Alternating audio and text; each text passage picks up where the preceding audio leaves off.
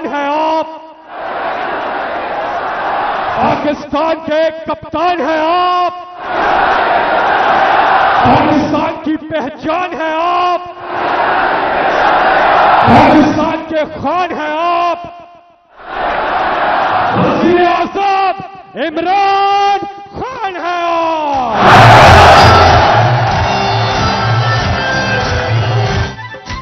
तेरा पाकिस्तान है, ये मेरा पाकिस्तान है, तेरा पाकिस्तान। बिस्मिल्लाहिर्रहमानिर्रहीम। इय्याक नअबुदु व इय्याक नस्तईन। मेरे पाकिस्तानियों, मैं सबसे पहले तो अल्लाह का शुक्र अदा करता हूं कि उसने आपके दिलों में डाला कि हर किस्म की रुकावट के बावजूद आप इतनी तादाद में आज मीनार पाकिस्तान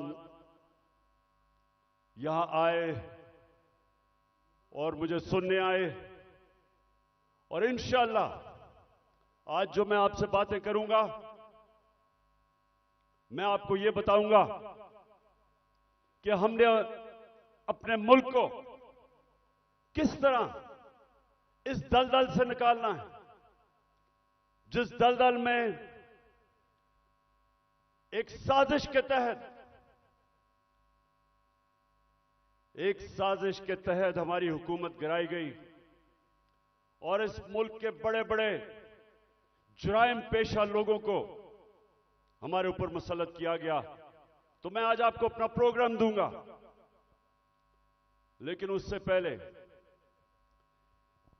मेरे पाकिस्तानियों, एक चीज तो वाज़ेह हो गई, जो भी आज पावर में बैठे हैं उनको आज एक पैगाम जाना चाहिए कि लोगों का जुनून रुकावटों से नहीं रुक सकता, कंटेनर्स नहीं रोक सकते।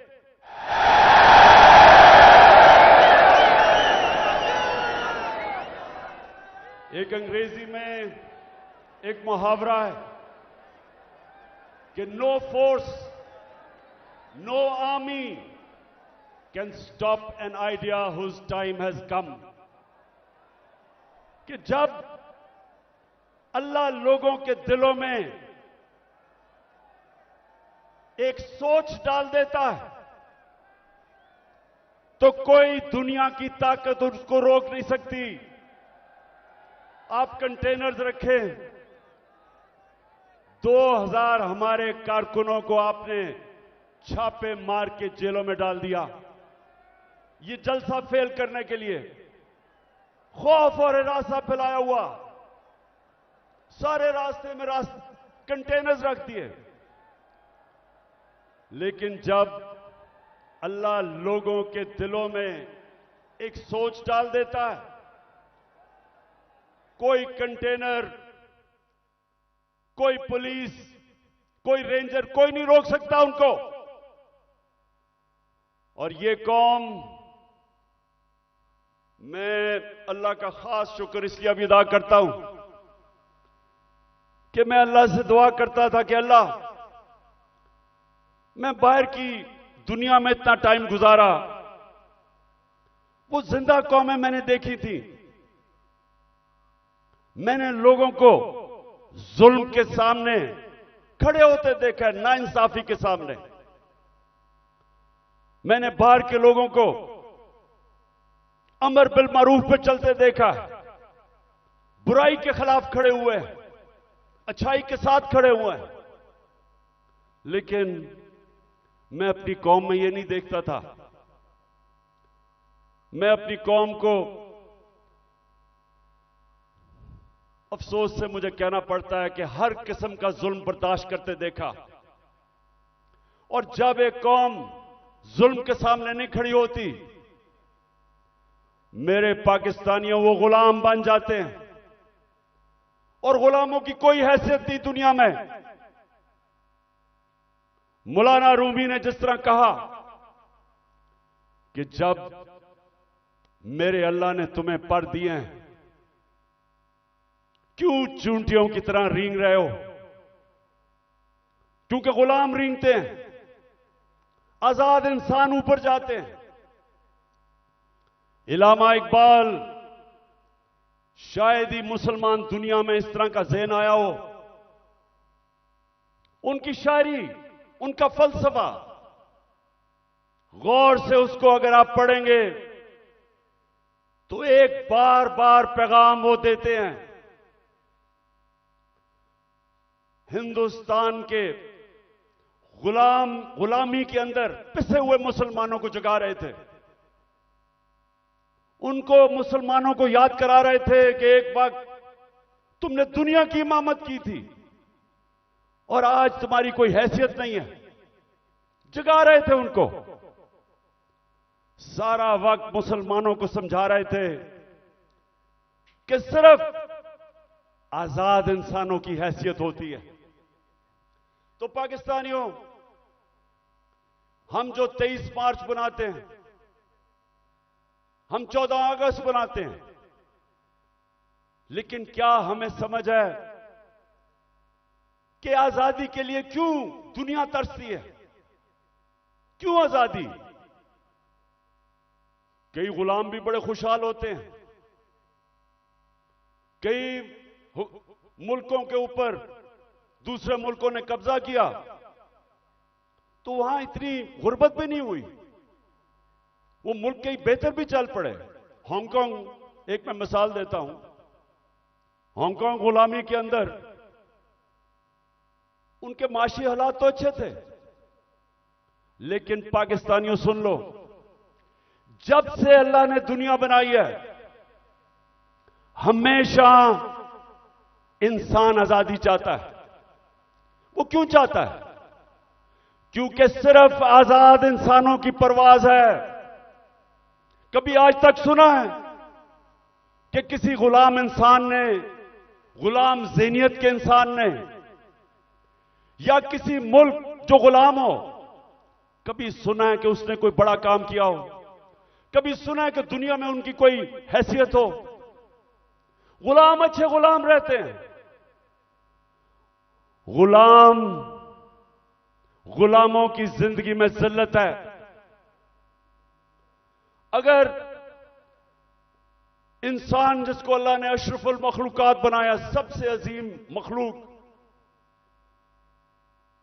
तो अगर उसको अपने मुकाम की समझ नहीं है तो वो तो जानवर भी दुनिया में आते हैं, खाते पीते हैं, बच्चे पैदा करते हैं और मर जाते हैं। इंसान तो वो है जो अपना मुकाम समझता है। और इल्लामा इकबाल ने ये सोए हुए मुसलमानों को जगाने के लिए कुरान के अंदर से, आयतों के अंदर से उन्होंने शेर व शायरी की। बताया मुसलमानों को कि तुम्हारा मुकाम है कि तुम एक अजीम कौम थे, क्यों ऊपर गए और आज क्यों नीचे हो? तो पाकिस्तानियों, मैं जो आज आपसे खास, पहले तो अपना प्रोग्राम देने से पहले बात क्या करना चाहता हूं। देखें, हमारा जो कलमा है, ला इलाहा इल्लल्लाह, वो याद रखें। आप अल्लाह के सामने दावा कर रहे हैं कि मौला, तेरे सिवा हम किसी के सामने नहीं झुकते। ये बड़ा दावा है। आप अपनी आजादी का दावा कर रहे हैं। आप अल्लाह के सामने एक बहुत बड़ा वादा कर रहे हैं, गवाही दे रहे हैं कि मौला, मैं मर जाऊंगा लेकिन किसी की गुलामी सिवाय तेरे नहीं करूंगा। यह है ला इलाहा इल्लल्लाह का मतलब।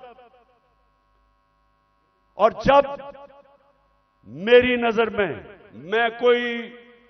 मैं कोई इस्लाम का आलिम नहीं हूं, लेकिन मेरी नजर में जब एक इंसान किसी और इंसान के सामने झुकता है, जब किसी बुत की पूजा करता है और मेरी नजर में सबसे बड़ा बुत खौफ का बुत है। जब वो खौफ की गुलामी करता है, वो इंसान जो कुरान में कहते हैं, अल्लाह कहता है कि जब इंसान गिरता है जानवरों से भी नीचे चला जाता है। तो मेरे पाकिस्तानियों, यहां 23 मार्च 1940, 23 मार्च 1940 मेरे सबसे पाकिस्तान के अजीम लीडर कायद आजम, उन्होंने एक बहुत बड़े ख्वाब पाकिस्तान की रेजोल्यूशन पास की थी। मेरे वालिद इकरामुल्लाह खान न्याजी इसी मिंटो पार्क में वो सुन रहे थे और वो भी इस ख्वाब की कि जी पाकिस्तान बनेगा। हालांकि तब कोई नहीं समझता था कि हमारा पाकिस्तान बनेगा। कायद आजम जब पाकिस्तान में, जब अभी पाकिस्तान नहीं बना था, जब कराची में पाकिस्तान बनने से 3 हफ्ते पहले जब वो कराची आते हैं तो अपने असिस्टेंट एडमिरल एहसन को कहते हैं, ये एडमिरल एहसन अपनी डायरीज में लिखते हैं, वो कहते कायद आजम कहते कि मैं नहीं समझता था मेरी जिंदगी में पाकिस्तान बनेगा। बड़ा मुश्किल था यह मुल्क बनना, बड़ा ख्वाब था। तो आज हम अपने आप से पूछें कि क्या इस पाकिस्तान के लिए यह कुर्बानियां दी थी लाखों लोगों ने? हम जब बड़े हो रहे थे तो नहर के ऊपर जिधर हम रहते थे, वहां मेरी वालदा बताती थी कि जब पार्टीशन हुई तो जो कत्लेआम हुई बॉर्डर के ऊपर, कहती वहां औरतें आई हुई होती थी, 10-15 औरतें इकट्ठी, आदमी कितने सारे आदमी कत्ल हो गए। सारा कोई कहानी थी कि जी मेरी बेटी जो उठा के ले गए, बच्चे मार दिए। यानी ऐसी दर्दनाक कहानियां थी कि किस खून की कुर्बानी से यह मुल्क बना था। और वो सब आते थे कि जी एक ख्वाब लेके आए थे पाकिस्तान का।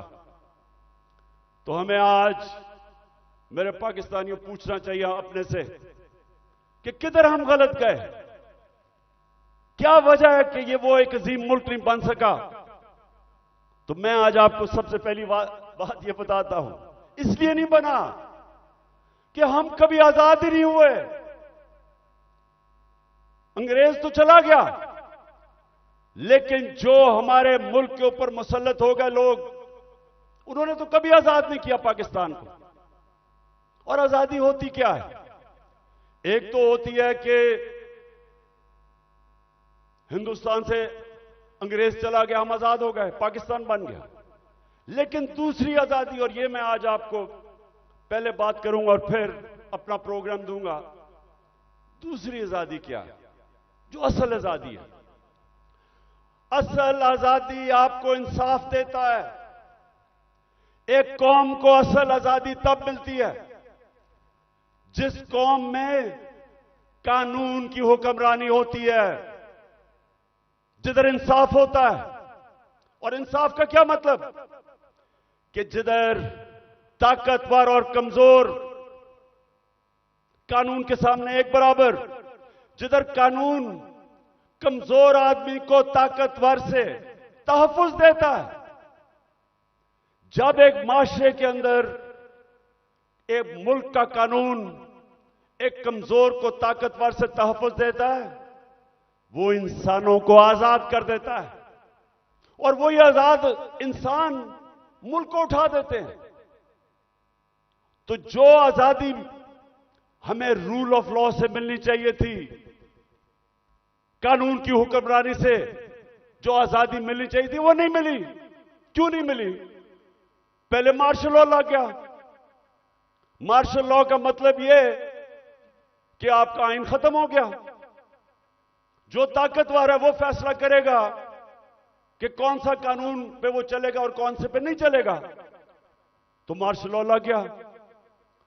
शुरू में जी लोगों ने बड़ा कहा कि हमारे मुल्क के हालात बड़े बुरे थे, सियासतदान तो काम के नहीं थे।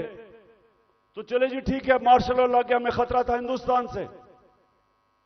उसके बाद जैसे ही पॉलिटिक्स वापस शुरू हुई, हमारी बदकिस्मती यह कि जो हमारे डेमोक्रेट्स आए, उन्होंने भी कभी कानून की हुक्मरानी नहीं की, वो खुद अपने आप को कानून के ऊपर कर दिया। जब मार्शल लॉ आता था, कानून खत्म, आइन खत्म। लेकिन जब हमारे लोग जो डेमोक्रेट्स अपने आप को कहते थे, उन्होंने भी कानून को नहीं चलने दिया, अपने लिए एनआरओ ले लिया, बाकियों को चोरों को बेशक पकड़ो लेकिन हम कानून से ऊपर है। तो जब कानून की हुक्मरानी नहीं आई पाकिस्तान में, लोग तो आजाद नहीं हुए। तो यहां जंगल का कानून रहा है, जो ताकतवर है वो जो मर्जी कमजोर के खिलाफ करे, वो कमजोर बेचारा बेबस है, क्योंकि मुल्क का कानून उसकी हिफाजत ही नहीं करता, और इसलिए लोग गुलाम रहते हैं। आज आप अपने पाकिस्तानी जो यहां से गए हैं बरतानिया, जो यूरोप गए हैं, जो पाकिस्तानी मुल्क से बाहर गए हैं, उन मुल्कों में जिधर हकीकी जमहूरियत है और हकीकी आजादी है, पूछे उनसे कि क्या उनके मुल्क में कब्जा ग्रुप होता है? कब्जा ग्रुप वो होता है जो ताकतवर कमजोर की जमीन पे कब्जा करता है और कानून बेबस होता है। जिस मुल्क के अंदर ताकतवर कमजोर के ऊपर जुल्म कर सके, उनको बनाना रिपब्लिक्स कहते हैं। और जो मुल्क खुशहाल हैं, जिधर हम कोशिश करते हैं यहां से लोग वीजा लेके जाने के लिए, वहां क्या फर्क है? उधर एक लफ्ज इस्तेमाल आजकल हो रहा है, level playing field. Level playing field का मतलब यह नहीं है कि इमरान खान के हाथ पीछे बांध लो और दूसरे को सारा इंतजामिया सारी उसकी मदद करे और तब इलेक्शन लड़ाओ। लेवल प्लेइंग फील्ड का मतलब होता है कि कमजोर और ताकतवर कानून के सामने बराबर। इसलिए वो माशरे खुशहाल हैं।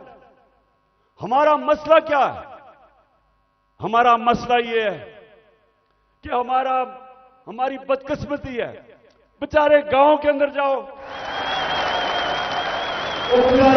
आदमी थाना कचहरी पटवारी वो ठोकरें खाता फिरता है। इंग्लैंड के अंदर, यूरोप में क्यों नहीं थाना कचहरी पटवारी? वहां क्यों नहीं है? क्योंकि इंसाफ है।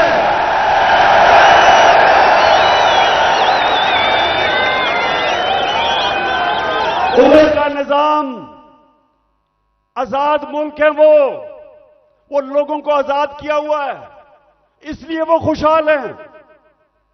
वहां बेचारा, मैं गांव में, अब मियांवाली में जब मैं गया पहली दफा आज से 26 साल पहले पॉलिटिक्स के लिए, तो मुझे पहली दफा समझ आई कि बेचारा क्यों गरीब आदमी जकड़ा हुआ है, कमजोर आदमी।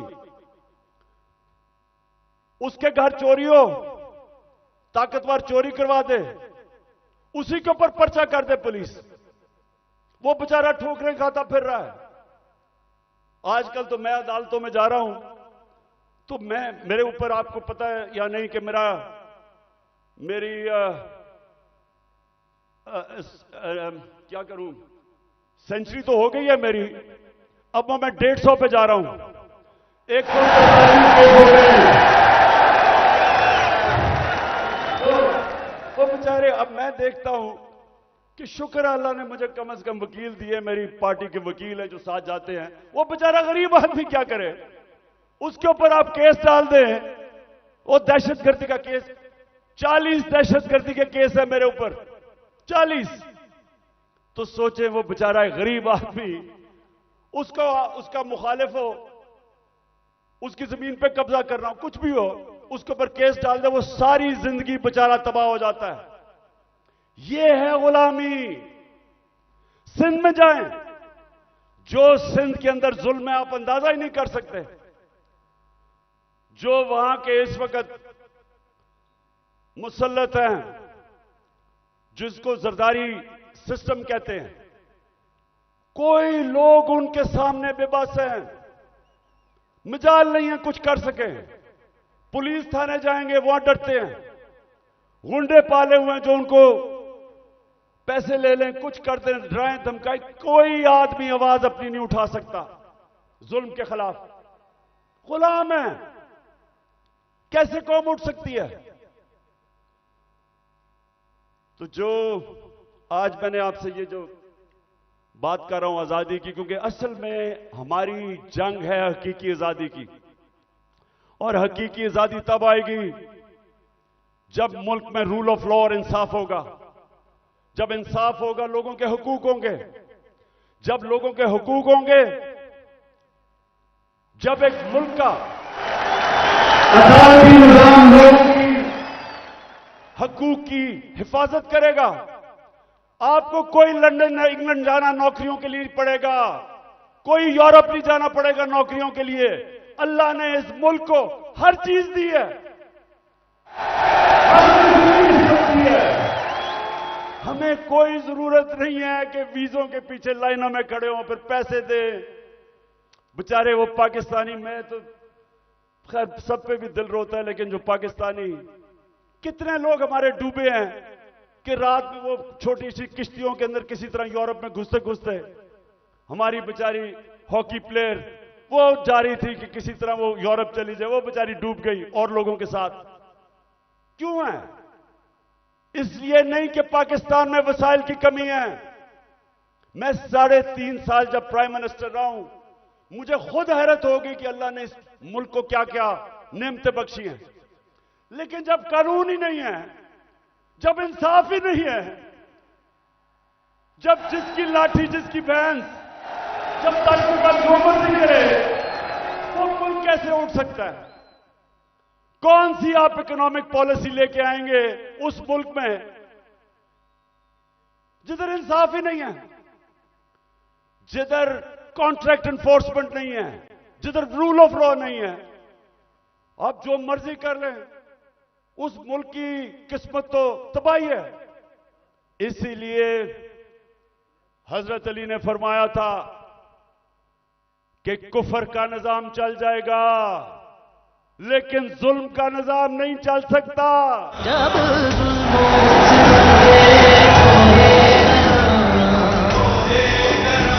रुई की तरह उड़ जाएंगे हम महकूमों के पांव तले, ये धरती धड़ धड़ धड़केगी और अहले हुक्म के सहरुख पे जब बिजली कड़कड़ कड़केगी हम देखेंगे। अच्छा मेरे पाकिस्तानियों, मैं एक तारीख का तालिब इल्म हूं। मैंने शुरू में जैसे मैं प्राइम मिनिस्टर बना, मैंने अपनी कौम को समझाने की कोशिश की कि मेरा जो अल्लाह है,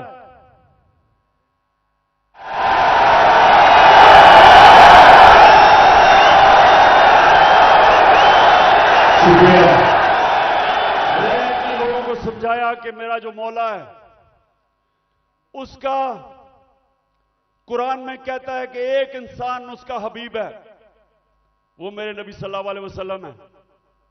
और वो कुरान में हमें हुक्म करता है अल्लाह कि उनकी जिंदगी से सीखो। क्यों करता है?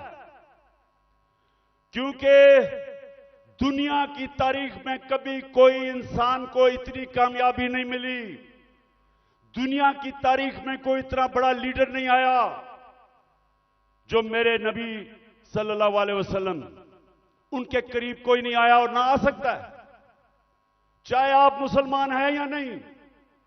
किसी इंसान ने वो अचीव नहीं किया। तो जब अल्लाह का हुक्म है कि उनकी जिंदगी से सीखो, तो उनकी जिंदगी एक तो उनके अमाल है, लेकिन मदीना की रियासत उनकी सुन्नत है। और अल्लाह जब हमें हुक्म देता है कि वो जो रियासत बनाई थी मदीना की दुनिया की इमामत की उन लोगों ने वो क्या चीज थी, वो क्या असूलों के ऊपर वो खड़ा किया था मदीना की रियासत, कि वो अरब जिनकी कोई हैसियत नहीं थी। ये जरा जो आप में से तारीख जानते हैं जरा ये याद रखें, मैं बार बार लोगों को समझाता हूं कि 625 जंगे बदर, 625 जंगे बदर 313 लड़ने वाले थे। ये जरा गौर करें, ये तारीख का हिस्सा है। ये जो वर्ल्ड हिस्ट्री है उसके अंदर ये डॉक्यूमेंटेड है। 636 11 साल पहले मदीना में 313 और उसके बाद 2 जंगों में खंदक और ओहद के अंदर बाल बाल उमा बची, बाल बाल बचे मुसलमान। लेकिन 636 जो वो उस वक्त की दुनिया की सुपर पावर थी, रोमन एम्पायर, बेजेंटाइन एम्पायर, वो 636 में यारमुक की जंग में घुटने टेक देता है, सिर्फ 11 साल के बाद। ये तारीख है। और दूसरी सुपर पावर जो पर्शियन एम्पायर था, वो 637 में कुदसिया में घुटने टेक देता है। तो मैं आज अभी भी हैरत होती है कि क्यों नहीं हम सीख रहे कि वो क्या असूल थे कि उन्होंने उन अरबों की हैसियत नहीं थी, 2 सुपर पावर थी, उन्होंने दुनिया की इमामत की। सबसे पहले मदीना की रियासत में उन्होंने जो असूल खड़ा किया था, अदल और इंसाफ, उन्होंने लोगों को इंसाफ देकर आजाद किया था, गुलामी से आजाद किया था। जब इंसाफ मिला उन लोगों को, इंसान बराबर हो गए कानून में। हजरत अली रज़ी अल्लाह ताला खलीफा वक्त एक यहूदी से काजी केस उनके खिलाफ फैसला कर देता है कि बेटे की गवाही नहीं मानता। यह मुसलमानों का इंसाफ था। आज की दुनिया में मुझे बताएं, अपने मुल्क को तो छोड़े ना, मैं बात कर रहा हूं जो मगरिबी मुल्क अपने आप को इंसाफ के आज हमारे से बहुत आगे समझते हैं, क्या वहां भी हो सकता है आज ये कि अक़लियत वो एक खलीफा वक्त से केस जीत जाए, और वो भी हजरत अली रज़ी अल्लाह ताला, उनका मुकाम, क्योंकि इंसाफ था। मेरे नबी सल्लल्लाहु अलैहि वसल्लम कहते हैं कि मेरी बेटी भी चोरी करेगी तो उसको सजा मिलेगी। हजरत उमर, बेटा जब उनका कानून तोड़ता है कोड़े मरवाते हैं उसको, कोई कानून के ऊपर नहीं था, इंसाफ था। एक हजरत उमर के दौर में वाकया हुआ, एक शहजादा मुसलमान हो जाता है, खाना काबा का तवाफ कर रहा होता है, एक गुलाम का पैर आ जाता है उसके चोगे पे, वो मारता है उसको, गुलाम को। गुलाम जाके हजरत उमर को बताता है, हजरत उमर उस शहजादे को बताते हैं कि तुमने ये किया था। हाँ, उसने कहा इसकी जुर्रत है। गुलाम को कहते हैं वापस मारो इसको। वो शहजादा दीन छोड़ के चला जाता है, लेकिन ये चीज कायम हो जाती है कि कानून के ऊपर कोई नहीं है। तो पाकिस्तानियों, अपनी तारीख से सीखो, सीखो। और ये जो आज मैं आज आपको उस नए दौर की तरफ लेके जा रहा हूं कि जब तक इस मुल्क में कानून की हुक्मरानी नहीं आएगी, हमारी जिंदगी में जिल्लत है। वो प्राइम मिनिस्टर भीख मांग के फिर रहा है, ठोकरें खा रहा है।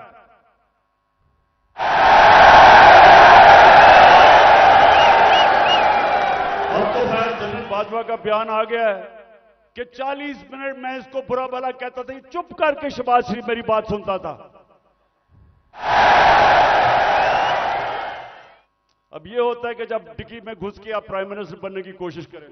बहरहाल मैं आगे आपको बताता हूं। देखिए, आप सुने मेरी बात। देखिए, आप हिंदुस्तान की तारीख देखें। जब दिल्ली की सल्तनत थी 350 साल, जो हुक्मरान जिसके दौर में इंसाफ था वहां खुशहाली थी, जो जालिम था वहां कैद भी पड़े। तारीख उठा के देख लें। जब शेर शाह सूरी जो हिंदुस्तान का बहुत ही अजीम लीडर था, वो कैसे ऊपर आया था? उसके बाप की एक जागीर थी, उसको कहा वो जागीर संभालो। बिहार के अंदर उसने जागीर को एक मिसाल बना दिया। कैसे?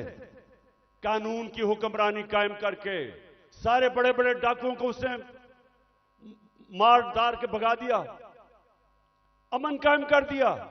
सारे इर्द गिर्द से जो ताजर थे वो सारे उधर पहुंच गए, वो खुशहाल हो गया। सबसे ज्यादा खुशहाल उसकी जागीर हो गई, उधर से वो उठा। तो जब विंस्टन चर्चिल, जब दूसरी जंग अजीम में तबाह हो रहा था बरतानिया, तो उससे जब लोगों ने आके पूछा कि जी हम बच जाएंगे, हिटलर की फौजें पहुंच गई हैं, यूरोप फतह कर लिया है, या बमबारी हो रही है, क्या हम बच जाएंगे? तो चर्चिल ने कहा कि क्या हमारी अदालतें इंसाफ दे रही हैं? जब उन्होंने कहा हां, तो कहता कोई ताकत नहीं हमें हरा सकती। तो मेरे पाकिस्तानियों, ये याद रखें कि जो जुल्म का निजाम है, यह आप फैसला करना है कि आपने उसका मुकाबला करना है। तो मैं अब आपको बताना चाहता हूं कि ये जो जुल्म का निजाम मौजूदा पाकिस्तान में वो है क्या। जरा अब मैं थोड़ी एक दो वीडियोस आपको दिखाऊंगा ताकि आपको पता चले कि यहां किस किस्म का जंगल का कानून है आज, या जंगल का कानून है, या कोई किसी को परवाह नहीं है कि कानून मुल्क का है या क्या है। जो दिल करा जिसको पकड़ा उठा लिया। 2000 हमारे कारकुनों को उठा लिया इन्होंने, रातों को गए, घरों से उठा लिया। वो बेचारी डॉक्टर रुबीना अपनी क्लिनिक में बैठी थी, उसको उठा के ले गए। वो मैं भी आपको बाद में आता हूं, पहले मैं जरा आपको बताना चाहता हूं कि ये हुआ क्या हमारे साथ। पहली दफा 25 मई में हमने एक मार्च की इस्लामाबाद। 3 मार्चेस पीडीएम के लोगों ने मेरी दौर में की थी। एक एफआईआर नहीं कटी, कोई रुकावट नहीं थी। बल्कि तो मैंने कहा था आप मार्च करें, मैं आपके लिए खाने खूने का बंदोबस्त करूंगा।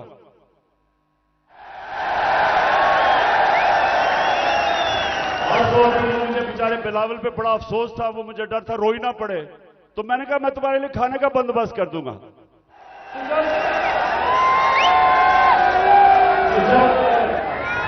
जब 25 मई को हमने मार्च की, लोगों के घरों में घुस के 3-3 बजे पुलिस ने लोगों को उठाया, पकड़ के ले गए लोगों को।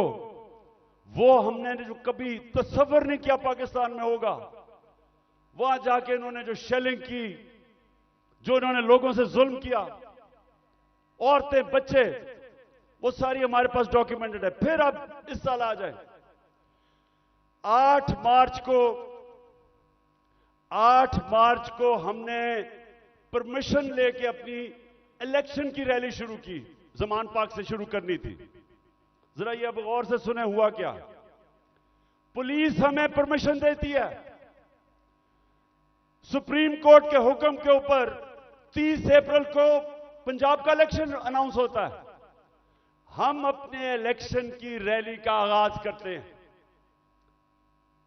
सुबह को एकदम मुझे खबरें आती हैं कि जनाब पुलिस टीयर गैस शेल लेके तैयारी करके वो सारी जगह उन्होंने नाके लगा दिए। हमें परमिशन मिली हुई थी, इलेक्शन अनाउंस हो गया है। उसके बाद खबरें आती हैं कि जी वो पुलिस ने जिधर जिधर रैलीज आ रही थी उनके ऊपर अटैक कर दिया, टीयर गैस कर दी, लाठीचार्ज कर दिया। मुझे समझना है कि ये हुआ क्या है। उसके बाद आहिस्ता आहिस्ता जब मुझे घर में खबरें आई, मैं समझ गया। इश्तिहार डालना इश्तिहार कर हमारे लोगों को उसमें डालना चाहते थे। मैंने रैली खत्म कर दी। मुझे डर था कि ये तसादम चाहते हैं, क्योंकि इलेक्शन नहीं चाहते। जो इलेक्शन चाहता है वो तसादम वो फसाद तो नहीं जाएगा। इलेक्शन जो नहीं चाहते, जो डरे हुए हैं, जो भाग रहे हैं, वो उनकी कोशिश थी कि किसी तरह फसाद हो और इलेक्शन आगे चले। मैं कैंसिल कर देता हूं, अगले दिन फिर अनाउंस करते हैं, फिर इजाजत नहीं देते, फिर कैंसिल कर देते हैं। लेकिन जो वो 8 मार्च को हुआ, मैं ये चाहता हूं कि जरा ये आप वीडियो देखें कि एक पुरअमन रैली जिसकी इजाजत है उससे हुआ क्या, ये जरा देखें पहले। इन्होंने कुछ मिलाया पर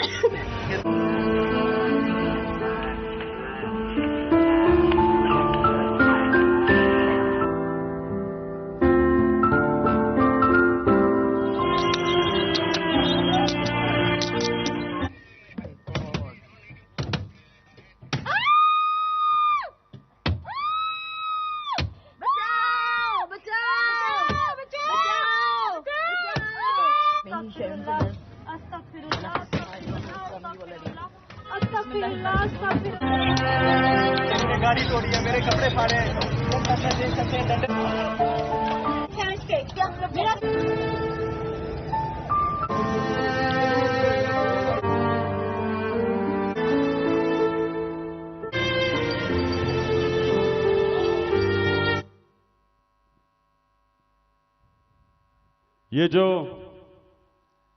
ये जो आपने देखा, ये आराम से रैली में लोग जा रहे हैं और उनके ऊपर ये पुलिस का तशद्दुद होता है। लेकिन जो सबसे तकलीफदेह चीज है, मैं वो चाहता हूं आप देखें।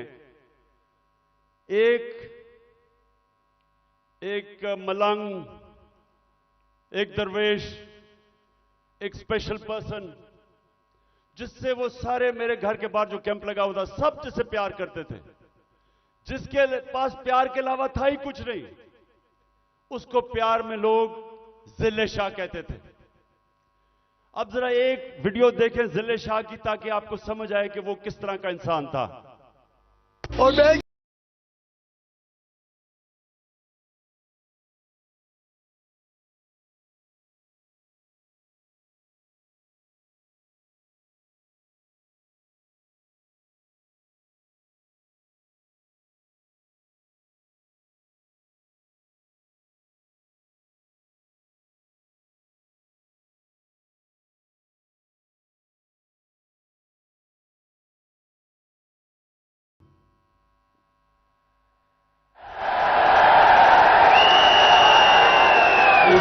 उठाया और लोगों को भी पकड़ा, इसको उठाया।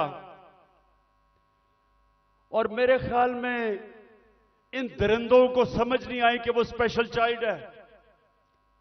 इन्होंने उसको मारा होगा, उसने आगे से इस तरह की बातें, क्योंकि उसके पास तो वो तो एक जुनूनी आदमी था, अपनी दुनिया में रहने वाला। इन्होंने उसके ऊपर तशद्दुद किया। पोस्टमार्टम रिपोर्ट के मुताबिक 26 जगह इन्होंने उसको तशद्दुद किया और उसको मारा। उसके जो जख्म थे वो सारे सोशल मीडिया पे थे। और जिले शाह को इन्होंने मार के सड़क के किनारे फेंक दिया। और ये बेगैरतों ने सिर्फ ये नहीं किया, उसका कत्ल का केस मेरे पे डाल दिया कि इमरान खान ने कत्ल कर दिया। और ये मैं पाकिस्तानियों को बताऊं, किसी आजाद मुल्क में यह नहीं हो सकता। यह सिर्फ गुलाम मुल्कों में होता है, जिधर उनको उस मुल्क का कानून जिनकी हिफाजत नहीं करता, ताकतवर ऐसी हरकतें करता है। यह सारे पाकिस्तान में आज कमजोर लोगों से होता है, उन पे जुल्म भी होता है और पर्चे भी उन पे कटते हैं। ये जिले शाह को जिस बेदर्दी से उन्होंने कत्ल किया, मेरे पाकिस्तानियों, मैं तो अल्लाह के सामने ये वादा कर बैठा हूं कि अल्लाह मुझे जिंदगी दे, जिन लोगों ने, जिन्होंने इसको कत्ल किया था, इनको इस मुल्क में कानून के तहत, वैसे नहीं, दिल तो मेरा करता है वैसे ही इनको बंदोबस्त करूं, लेकिन कानून के तहत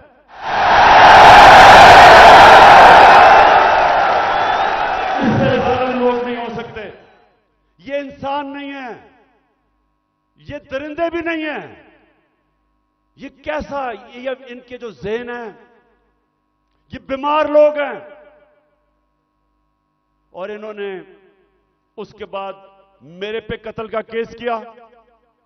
उसके बाद 3 दिन के बाद इनको अकल आई, फिर कहते एक्सीडेंट में मर गया। उसके बाद क्या हुआ, आप जरा आगे सुने। उस दिन यह हुआ 14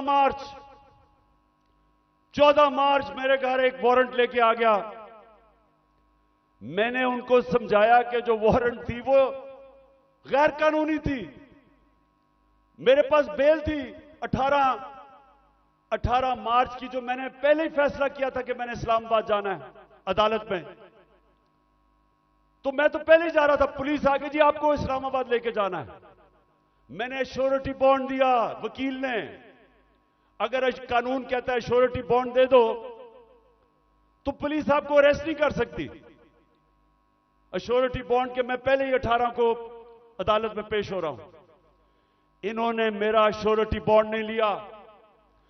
3 तरफ से जुबान पाक के ऊपर हमला हो गया। रेंजर्स, पुलिस, 3 तरफ से हमला। जिस तरह पता नहीं इमरान खान को कितना बड़ा दहशतगर्द था। सारा टीयर गैस शेलिंग इन्होंने वो चलाई, वो वाटर कैनन जिसके अंदर केमिकल था। फिर इन्होंने बंदूकें चलाई, पैलेट गन चलाई। मैं सिर्फ ये अब आपको दूं जो उस दिन हमारे साथ हुआ। मुझे पहली दफा पता चला पाकिस्तानियों कि फलस्तीन के लोगों के ऊपर इस्राइल क्या करता है, कि कश्मीर के लोगों के ऊपर हिंदुस्तान क्या करता है। मुझे ऐसे एहसास हुआ कि क्या जुल्म हो सकता है अगर आपकी रियासत आपके ऊपर हमला कर दे। हुआ जिस तरह इन्होंने अटैक किया और हमारे ऊपर पर्चे काट दिए। पानी फेंका गया है।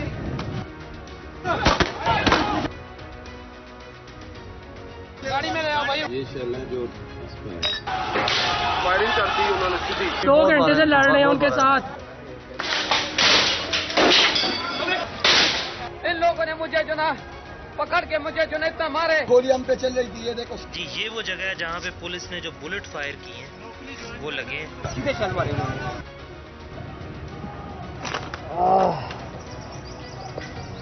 ये इन्होंने शेलिंग शुरू कर दिया।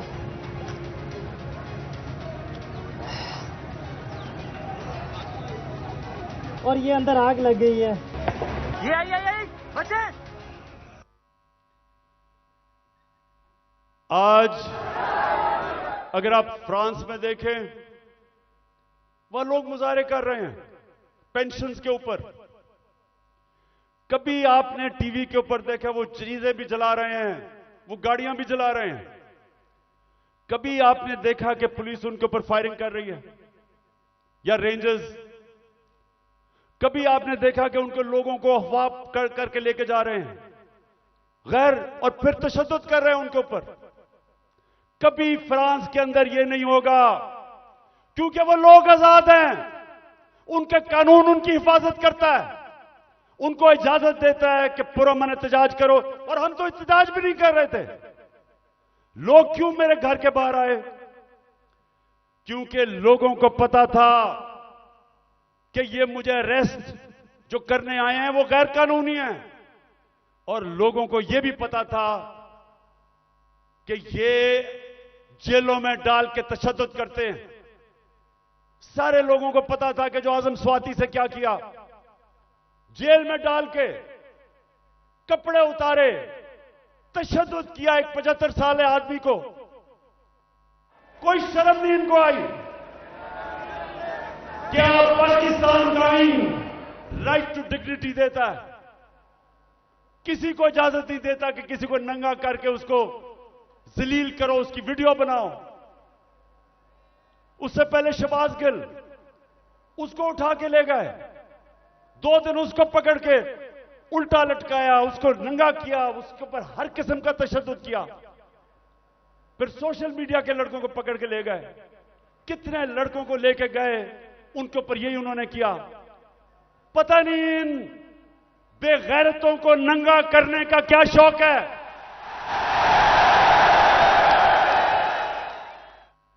जो ये कर रहे हैं इनको साइकाट्रिस्ट के पास लेके जाएं। ये नॉर्मल लोग नहीं हैं, ये ज़हनी मरीज हैं। बच्चों को जाकर नंगा करके उनकी तस्वीरें उनको डरा धमका देते हैं। और लोगों को सब जो मेरे घर के बाहर क्यों लोग आए? लोग इसलिए आए कि लोगों को पता ये बदनीयत लोग हैं। ये जो फैसले कर रहे हैं कि उसको पकड़ के लेके जाओ, जब पता था कि मेरी बेल है और गैर कानूनी चीज पे कोई केस मेरे ऊपर नहीं है, हर दूसरे दिन कोई नया केस आ जाता है। क्या कौम 50 साल से मुझे जानती है? क्या कौम मानेगी कि इमरान खान दहशतगर्द है? 40 दहशतगर्दी के केस है, कत्ल का केस है, दीन मजहब का केस है, तौहीन मजहब का, गद्दारी का केस है। जो लोग इस मुल्क से पैसा लूट के बाहर गए वो तो फैसले कर रहे हैं आज। जिन लोगों ने फौज के खिलाफ वो मेमो गेट के अंदर जरदारी ने जो अमेरिकनों को कहा कि हमारी फौज से बचा लो, वो आज फैसले कर रहा है मुल्क के। उधर नवाज शरीफ जिसने डॉन लीक्स के अंदर जो उसने अपनी फौज की शिकायतें कर रहे हैं हिंदुस्तान को, वो आज फैसले कर रहा है। और इमरान खान जिसका जीना मरना पाकिस्तान में है, जिसकी ना कोई बार प्रॉपर्टी ना दौलत, सब कुछ बेच के आज अपने मुल्क में ले आया है, उसको गद्दार बना दिया है।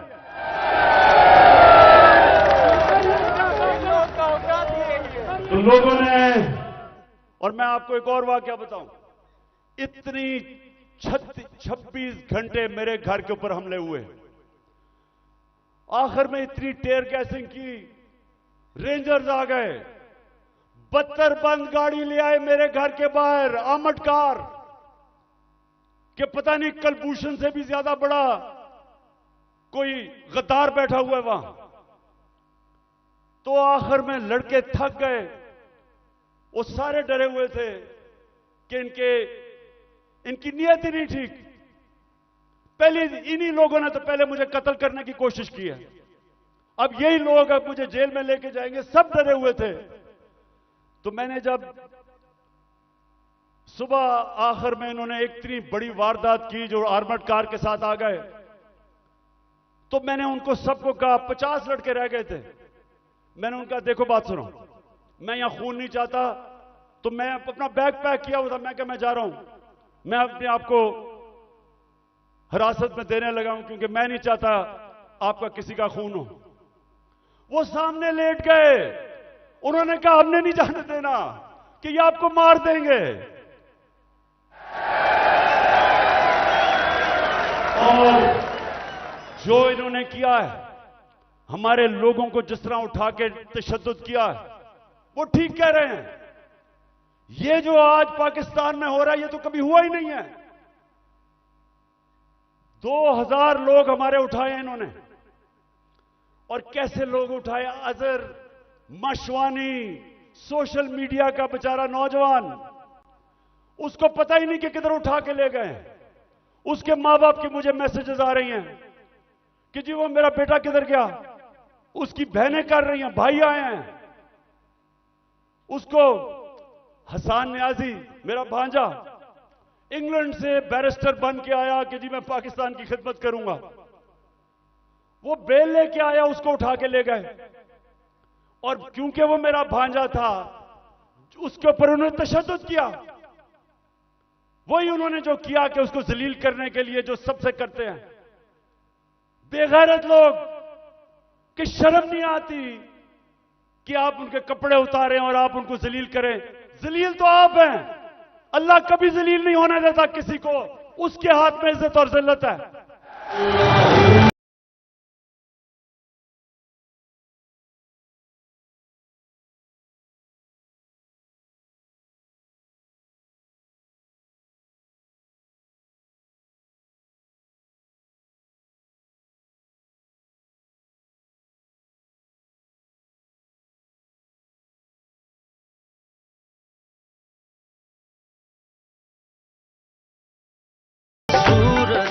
इसके अलावा सहाफियों जो इमरान खान की कवरेज देता है, पहले इन्होंने वो अशरफ शरीफ, मैं तो उसको सलाम करता हूं कि पाकिस्तान की तारीख में इस पाए का जर्नलिस्ट, इन्वेस्टिगेटिव जर्नलिस्ट आया ही नहीं कभी। वो आदमी जिसकी कोई कीमत नहीं थी, जमीर की कीमत नहीं थी, खौफ को काबू पा चुका था। धमकियों के बावजूद वो खड़ा था राह हक पे, मुल्क से बाहर गया, कत्ल करवा दिया। साबर शाकर मुल्क से बाहर है, डॉक्टर पीरजादा वो मुल्क से बाहर है। जो आदमी इमरान खान की कोई पॉजिटिव चीज उसके पीछे पड़ जाते हैं। बोल चैनल, उसके सरबराह को पकड़ के जेल में डाला, तशद्दुद किया। ARY के ऊपर पूरा जोर लगाया हुआ कि इमरान खान को ना दिखाओ। सिर्फ जो इनके बिके हुए पालतू चैनल्स, उनको सारा वो चले, जो प्रोपेगेंडा इमरान खान, वो ठीक है, लेकिन जो थोड़ी पब्लिसिटी देते, जो सहाफी, सोशल मीडिया, उनके पीछे पड़ जाते हैं। कब पाकिस्तान में इस तरह की सख्ती थी? और कोशिश किसी तरह कर रहे हैं कि लोगों के ऊपर इतना खौफ तारी हो जाए, लोग इतना डर जाएं कि लोग इन जालिमों को कबूल कर लें। तो मेरा आज अपनी सारी कौम को पैगाम है ये कि देखें, ये जो खौफ है, मैं जो नजर देख रहा हूं अपने मुल्क में, उन्होंने आज भी कहा कि जी दहशतगर्दी होगी, सिक्योरिटी, मैं देख रहा हूं इतनी ख्वातीन आई हुई है, उसके बावजूद क्योंकि खौफ के ऊपर काबू पा लिया है, कौम आजाद हो रही है। और ये कौम जिस तरफ अब निकल गई है, कोई लोग जो ऊपर समझता है कि इनको गुलाम बना सकता है, उसको गलतफहमी में नहीं रहना चाहिए। ये अब वो कौम और इंशाल्लाह उस रास्ते पर निकल गई है जो एक बड़ा अजीम ख्वाब पाकिस्तान का था। पाकिस्तान का अजीम ख्वाब सिर्फ आजाद पाकिस्तानी बना सकते हैं, गुलाम नहीं बना सकते।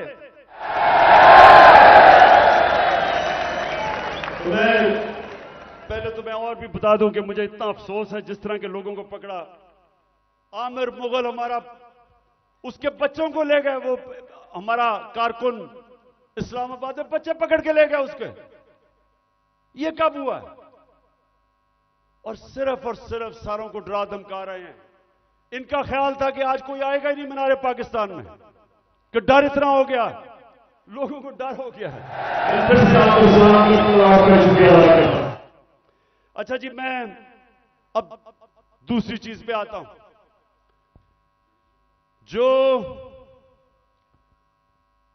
जो इन्होंने, अच्छा मुझे जब बुलाया इस्लामाबाद, अच्छा उससे पहले मैं बताऊं कि मैं जब इस्लामाबाद जाना था 18 तारीख को, इन सबको पता था कि मैं पहले अदालत में गया था। उससे पहले 17 की शाम को अदालत ने मुझे कहा था कि अब कोई पंजाब पुलिस आपके घर कुछ नहीं करेगी।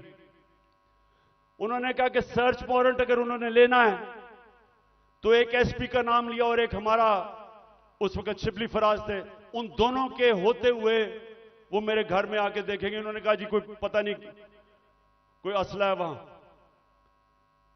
मैं जाता हूं इस्लामाबाद, जब इस्लामाबाद के टोल प्लाजा पे पहुंचता हूं तो पता चलता है कि मेरे घर के ऊपर दरवाजा तोड़ के कोई 50 पुलिस वाले घुस जाते हैं।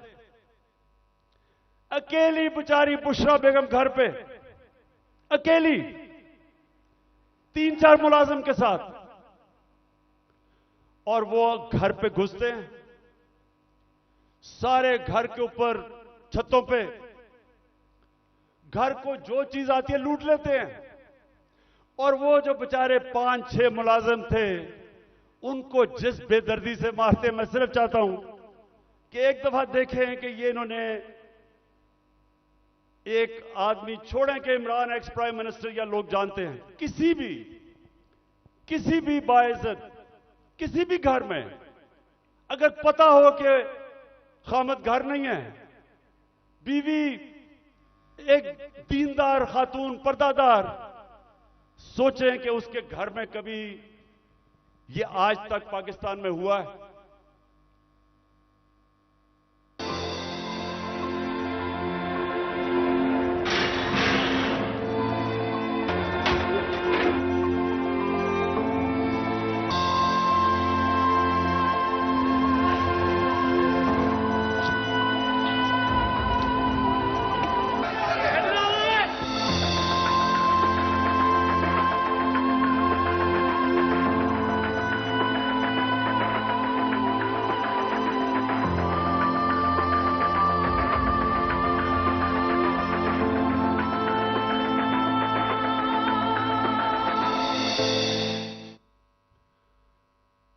मैं वो सारे जो ऑफिसर्स इस मुल्क में, हमारे जजेस साहिबान, पुलिस के ऑफिसर्स, फौज के ऑफिसर्स,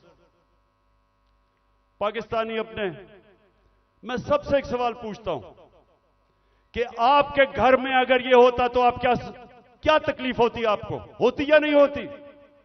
अगर आप में गैरत हो और आपकी बीवी बेचारी अकेली घर हो और उसमें इस तरह के, और ये इंसान नहीं है, वो बेचारे 5-6 नौकरों को उठा उठा के मारा, जिस तरह किसी का बाजू तोड़ दिया, एक को बेचारे खसामे को पकड़ के जेल में ले गए हैं।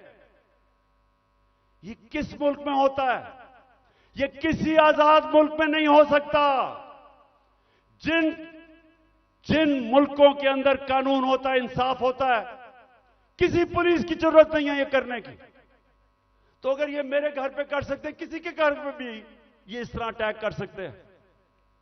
इसका मतलब कि यहां तो जंगल का कानून है, अगर आपके पास ज्यादा ताकत है आप कुछ भी कर दे। मैं पहुंचता हूं इस्लामाबाद, आप ये भी सुने, मुझे नहीं पता था कि इन्होंने प्लान बनाया हुआ है। मैं समझा मुझे पकड़ने अरेस्ट कर लेंगे, मुझे नहीं पता था कि वहां मारने का प्रोग्राम बनाया हुआ है।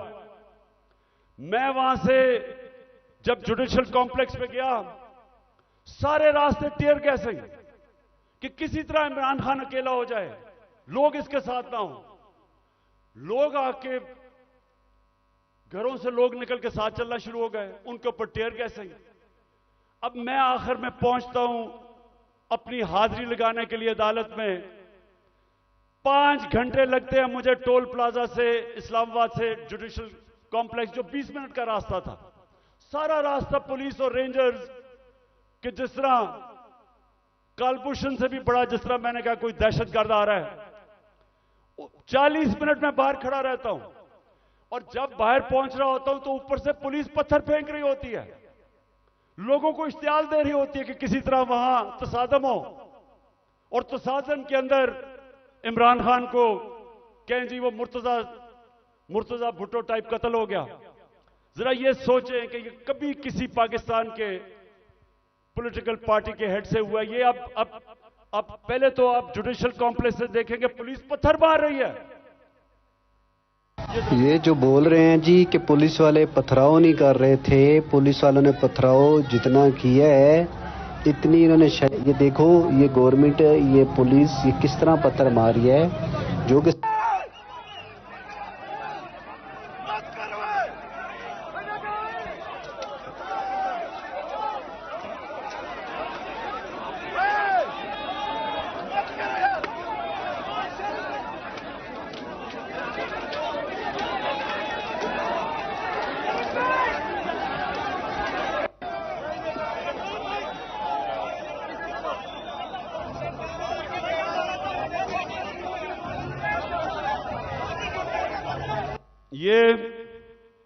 अब ये पहले पथराव कर रहे हैं, नीचे लोगों को इन्होंने इश्तियाल में डाला, और फिर मैं जब गाड़ी दरवाजा खोलता हूं तो सामने, आपके सामने, वो गाड़ी के सामने पुलिस देखे और वो मारना शुरू कर देती है। और फिर हमारा एक पीटीआई का एक कारकुन आता है मेरी गाड़ी में, और वो अंदर से आता है, कहता है जल्दी से निकलें, यहां अंदर सारा नामालूम अफराद कब्जा करके बैठे हुए हैं, सीटीडी की वर्दियों में वो हैं और उनका कोई और, उनके अज़ाइम कुछ और हैं। और अल्लाह बचाने वाला है कि हम बिल्कुल ठीक टाइम पे वहां से निकलते हैं। जब निकलते हैं तो आईजी इस्लामाबाद पुलिस वालों को गालियां निकालते, तुमने निकलने क्यों दिया। यह हो रहा है आज मेरे साथ। वापस आता हूं, पता चलता है जी एक और ऑपरेशन की तैयारी हो गई है।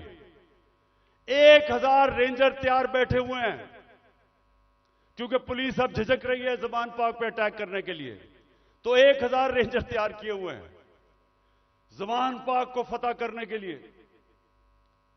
तो वो मुझे पता चलता है, मैं टीवी पे आके लोगों को बताता हूं प्लान क्या है। प्लान तो मुझे अंदर से पता चलता है। जिस तरह जब मुझे कत्ल करने लगे थे तो मैंने 1.5 महीना पहले सारी कौम को बताया था कि इन्हें दीनी इंतहा पसंद के नाम पे वारदात करनी है, और वही हुआ। तो फिर मुझे तो अंदर से इंफॉर्मेशन थी कि इन्होंने क्या करना था। तो बहरहाल अब मैं आगे चलता हूं।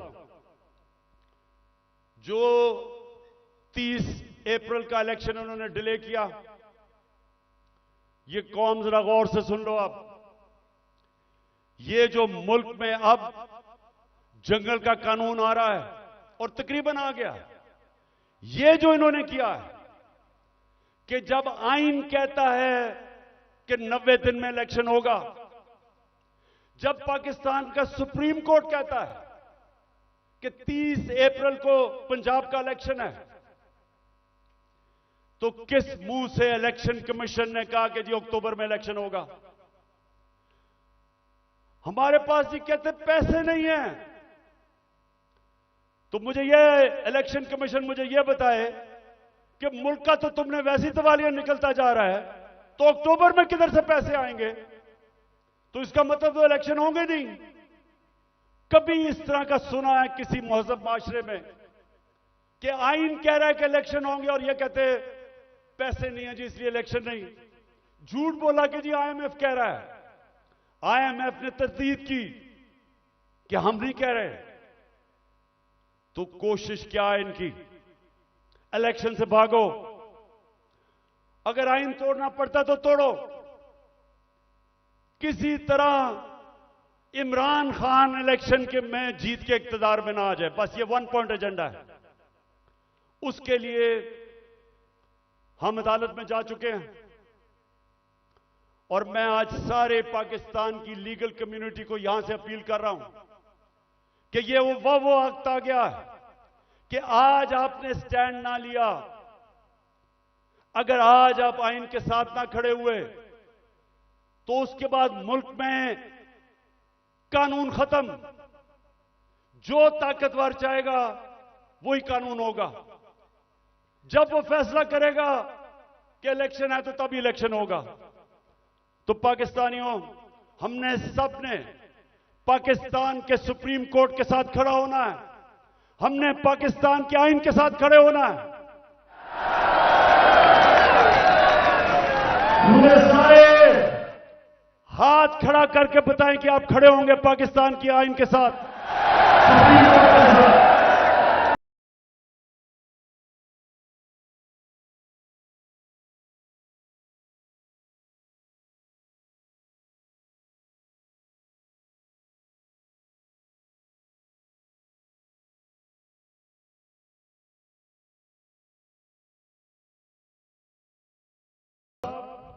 अब मैं सिर्फ माशरत के ऊपर 2-3 चीजें कहना चाहता हूं, क्योंकि 6 लोग आटे की लाइनों पे खड़े होकर बेचारे जान बहाक हो गए।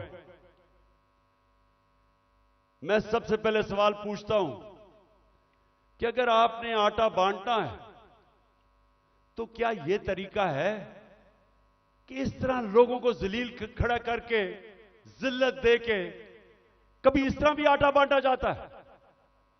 हमने अपने एहसास प्रोग्राम में 14,000 रुपया जो स्टाइपेंड दिया था गरीब लोगों को, स्कूलों के अंदर बुलाया, मुहज़्ज़ब तरीके से बिठाया, उनको आराम से इज्जत से पैसे दिए, इस तरह जलील नहीं किया।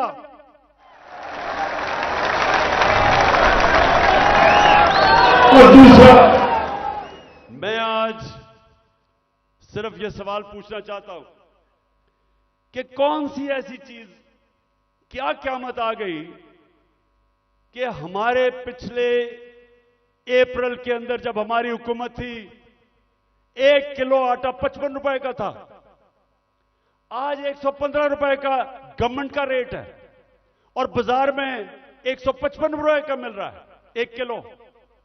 क्या हुआ? कौन सी क़यामत आ गई कि 3 गुना ज्यादा आटा बढ़ गया?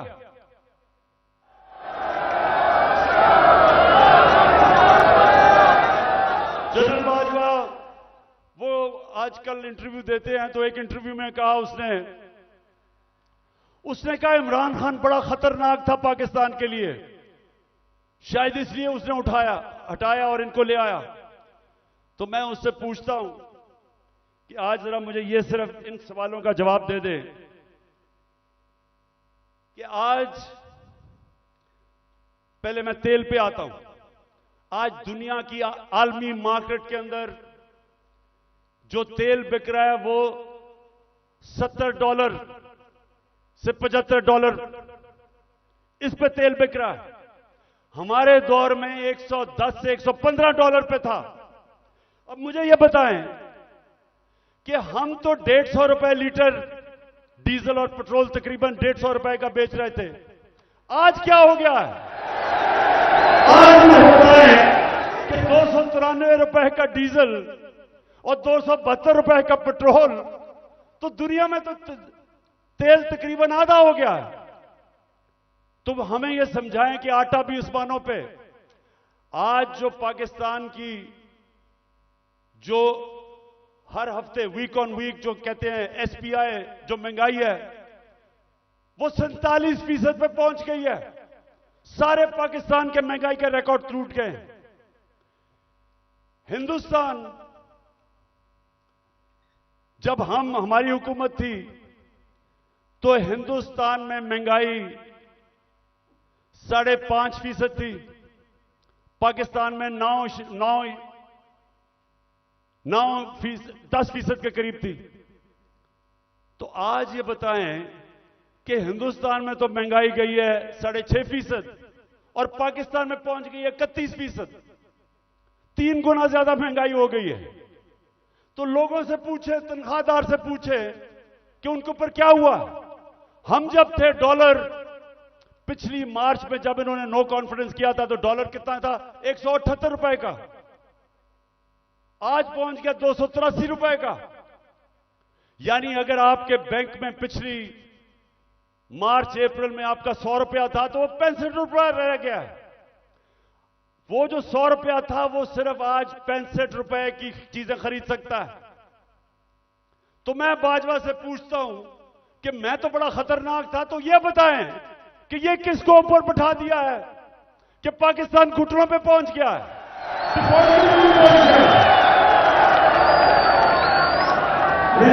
आपको आज से 10 महीने पहले मैंने एक स्टेटमेंट दी थी, समी इब्राहिम के साथ वो इंटरव्यू था।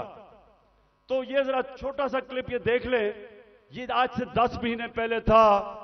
तो इन्होंने असेंबली में कहा कि इमरान खान को गद्दार डिक्लेयर कर दो। मेरे ऊपर उन्होंने पार्लियामेंट में कहा कि रेजोल्यूशन पास करो गद्दारी की। उधर क्लिप सुन ले 10 महीने पहले यह क्या था। मैं आपको सीक्वेंस बता देता हूं ना। ये जब से आए हैं रुपया गिर रहा है, स्टॉक मार्केट, चीजें महंगी, डिफॉल्ट की तरफ जा रहा है पाकिस्तान। अगर हम डिफॉल्ट कर जाते हैं इसका मतलब पाकिस्तान बैंकरप्सी की जाता। सबसे बड़ा इदारा कौन सा है जो हिट होगा? पाकिस्तानी फौज। जब फौज हिट होगी तो जो उसके बाद हमारे से कंसेशन क्या ली जाएगी जो यूक्रेन से उन्होंने ली थी डीन्यूक्लियराइज करने की। सबसे बड़ा तो मसला उनको, हमारी वाहिद मुसलमान मुल्क है जिसके पास न्यूक्लियर डिटरेंट है। जब वो चला गया फिर क्या होगा? मैं आपको आज कहता हूं पाकिस्तान के 3 हिस्से होंगे जो कि आप आम इनके थिंक टैंक्स, हिंदुस्तान के थिंक टैंक्स में देख लें। बाहर जो सारे बलूचिस्तान को लैदा करने के प्लान हैं, इनके प्लान बने हुए हैं। तो इस वक्त अगर सही फैसले नहीं किए जाएंगे मुल्क खुदकुशी करने पे जा रहा है। मैं इसलिए जोर लगा रहा हूं। 10 महीने पहले यह कहा था, आज खुद इनका डिफेंस मिनिस्टर कह रहा है कि हमारा दिवालिया निकल गया है। इसहाक डार सेनेट के अंदर कहता है कि हमें आईएमएफ कह रही है कि जो हमारा लॉन्ग रेंज मिसाइल प्रोग्राम है उसको रोको। आईएमएफ ने कहा, हमने नहीं कहा। तो मेरे पाकिस्तानियों, आज गौर से सुन लें, जब एक कौम माशी तौर पे जब वो गिरती है तो जैसे ही वो गिरती है उसकी नेशनल सिक्योरिटी मुतासिर होती है। जब सोवियत यूनियन दुनिया की दूसरी बड़ी ताकत, सबसे बड़ी फौज, लेकिन जब माशी तौर पे वो गिरा तो वो टूट गया।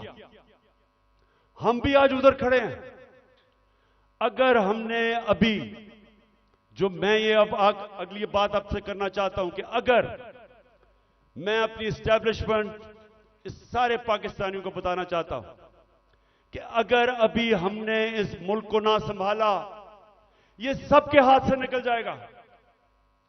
मैं आज अभी आपको अपना प्रोग्राम देने लगा हूं 10 पॉइंट का कि मैं आगे कैसे हमने मुल्क को निकालना है। तो मैं उससे पहले मैं आज पाकिस्तान की एस्टैब्लिशमेंट से सवाल पूछता हूं कि मुझे यह बताएं कि यह तो वाज़ेह है, आपने फैसला किया हुआ है कि इमरान खान के ऊपर लकीर डाली हुई है। हमने जी इमरान खान को जीतने नहीं देना, ये सारा ड्रामा, सब कुछ, इलेक्शन डिले, ये सारा जो मेरे घर के ऊपर वारदात, लोगों को पकड़ा जा रहा है, मकसद एक है कि इमरान खान को हमने इक्तदार में नहीं आने देना। तो मैं आपसे पूछता हूं कि अगर चले ना आने दें, लेकिन अपना बताएं कि आपके पास कोई प्रोग्राम है? क्या आपके पास कोई प्रोग्राम है मुल्क को इस तबाही से निकालने का? क्या कोई रोड मैप है? मैं चैलेंज करता हूं कि ये जो ऊपर लोग बैठे हुए हैं, इनका कोई, ना इनके पास कोई अहलियत है, ना इनके पास नियत है। इन लोगों के तो सारे पैसे बाहर पड़े हैं।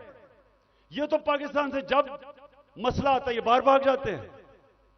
तो इनके पास, अगर आप कोई समझते हैं कि ये मुल्क को संभाल सकेंगे जिस तेजी से हम नीचे जा रहे हैं, तो ये तो नहीं होने लगा।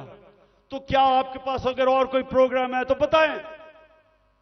अगर आप मुझे आज ये कह दें कि हमारे पास ये प्रोग्राम है, इससे मुल्क उठ जाएगा और इसलिए इमरान खान आपको नहीं आना चाहिए, मैं कहूंगा ठीक है, मैं अपने मुल्क के लिए पॉलिटिक्स कर रहा हूं, मुझे कोई क्या दे सकता है कोई, तो मैं ठीक है, लेकिन मुझे बताएं कि क्या प्रोग्राम है, क्योंकि मुझे पता है किसी के पास कोई प्रोग्राम नहीं है।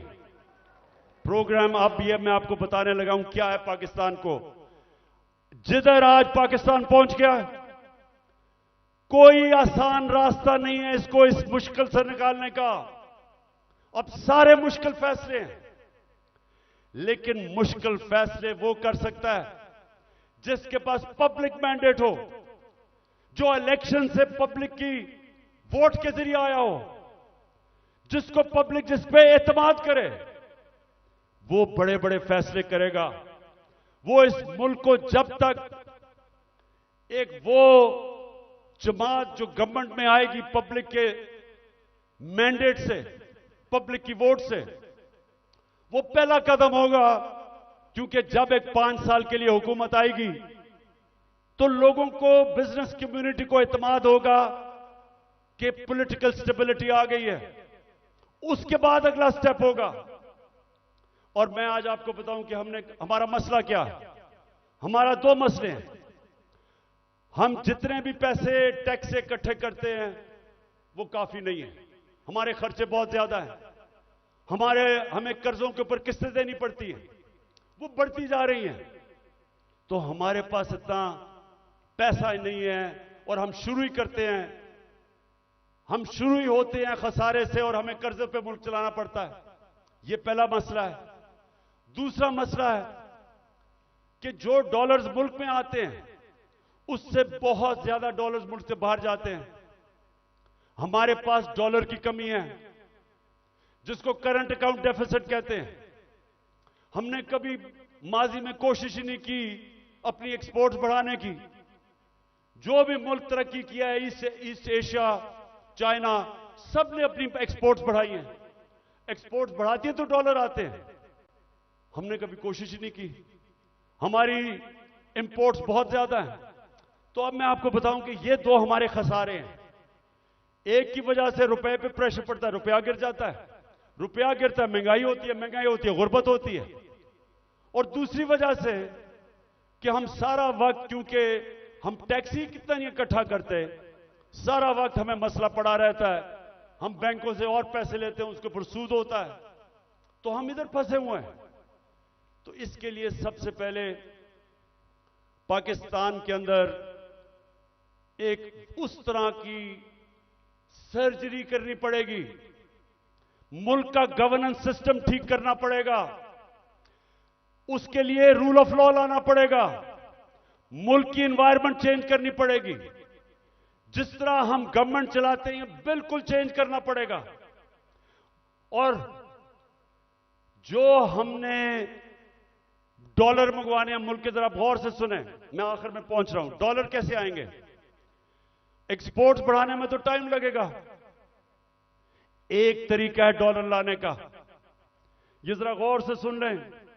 और आज बैरूनी मुल्क पाकिस्तानी भी सुन रहे होंगे, मैं उनको भी बताना चाहता हूं कि देखिए, मैं बड़ी देर से एक ही बात कहता हूं कि सबसे बड़ा असासा पाकिस्तान का बैरूनी मुल्क पाकिस्तानी है।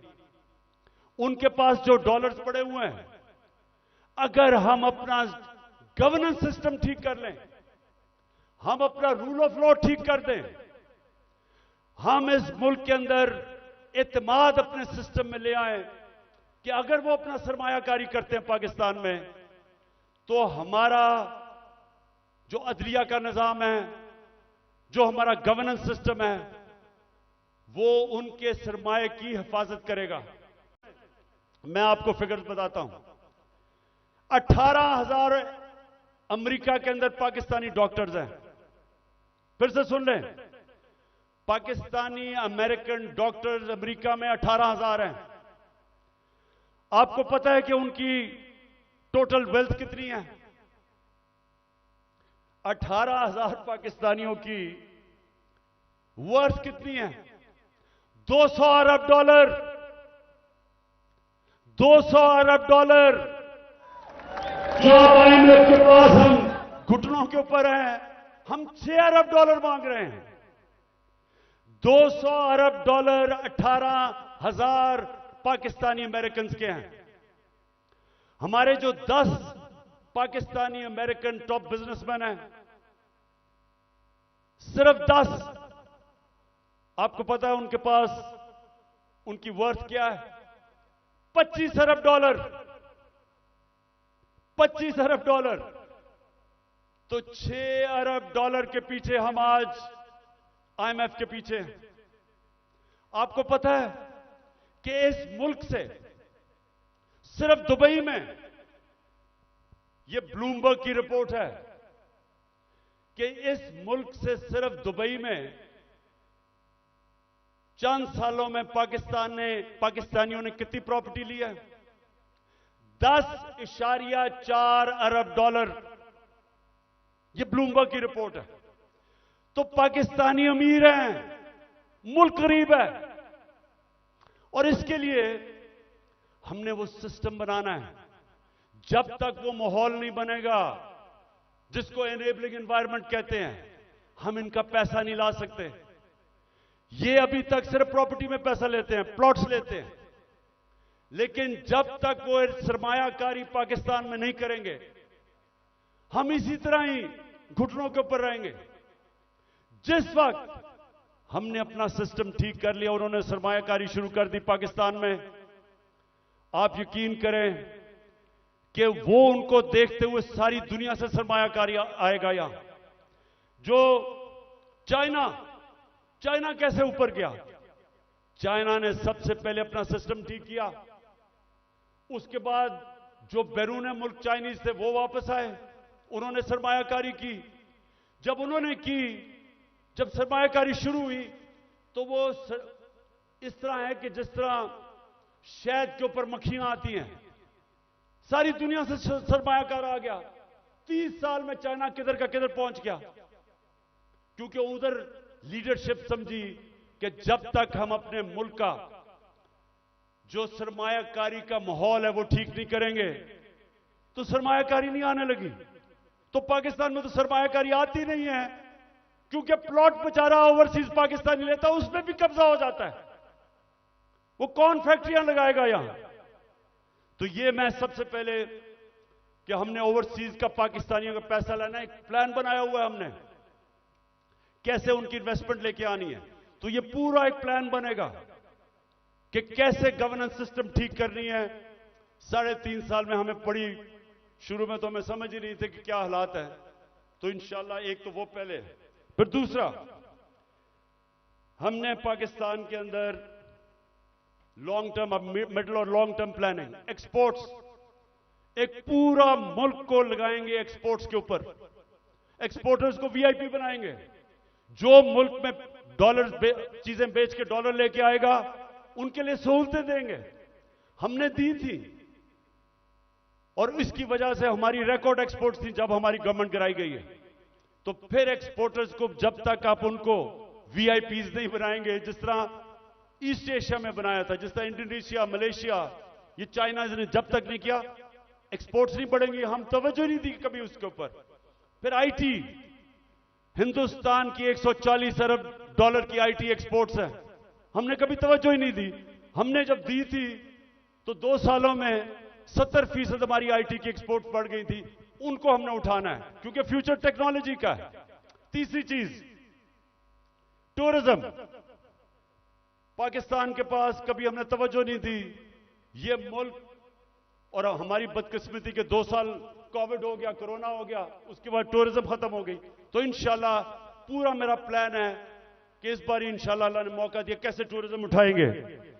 उसके अलावा हमने कभी तवज्जो ही नहीं दी मदनियात पे, मिनरल्स पे। वो इसलिए क्योंकि वो सूबाई सब्जेक्ट बन गया है, सूबों के पास कैपेसिटी नहीं है। तो इस वक्त पूरा जोर लगाएंगे कि कैसे हमने पाकिस्तान के, और यहां बहुत अल्लाह ने नेमतें बख्शी हैं मदनियात में, लेकिन हमने तवज्जो नहीं दी, उससे भी हम डॉलर पाकिस्तान में आ सकते हैं। फिर इंडस्ट्री को, और खास तौर पे स्मॉल मीडियम इंडस्ट्री, ये हमने शुरू की थी और मुझे फख्र है कि हमारी 17 साल के बाद सबसे ज्यादा इंडस्ट्री बढ़ रही थी, जो आज फिर बंद हो गई है। तो वो उसके ऊपर, और स्मॉल और मीडियम जो छोटा इंडस्ट्री है उसके ऊपर हमने पूरा प्लान बनाया हुआ है। फिर अपनी ज़राअत की हमने सिर्फ प्रोडक्टिविटी बढ़ानी है। चाइना के साथ हमने बात कर ली थी कि कैसे हम पैदावार बढ़ा सकते हैं, और उन्होंने आना था, और बदकिस्मती फिर कोरोना की वजह से 2 साल चाइना बंद हो गया। तो उसका पूरा प्लान बना हुआ है। फिर जो बड़े बड़े पीआईए, रेलवे, गवर्नमेंट कॉरपोरेशन, ये सबसे ज्यादा नुकसान करती हैं पाकिस्तान में। जो हमारा जो पैसा आवाम पे खर्च होना चाहिए वो नुकसान पे चला जाता है। इनको रिस्ट्रक्चर करना है। ये भी हम आखिर में बना था, लेकिन हमारी गवर्नमेंट चली गई। इसका पूरा प्लान है। और फिर कैसे हमने अपने टैक्स कलेक्शन बढ़ाना है। अब ये जरा सुन लें, इस वक्त 22 करोड़ पाकिस्तानियों में सिर्फ 25 लाख टैक्स देने वाले हैं। 22 करोड़ पाकिस्तानियों में 25 लाख टैक्स देने वाले हैं। हमने नादरा के साथ मिलकर आइडेंटिफाई किए 4 करोड़ टैक्स देने वाले, उनके हमने टेक्नोलॉजी के इस्तेमाल करके हमने पता चलवाया कि इतने ज्यादा टैक्स पेयर जो पैसे नहीं देते, उनके लिए, ये मैं अब आखिर में आ रहा हूं, उसके लिए हमने पूरा प्लान बनाया हुआ था, लेकिन फिर हमारी गवर्नमेंट चली गई। लेकिन जब तक हम अपना टैक्स बेस नहीं बढ़ाएंगे, जब तक हमारा टैक्स नहीं बढ़ेगा, मुल्क आगे नहीं चल सकता।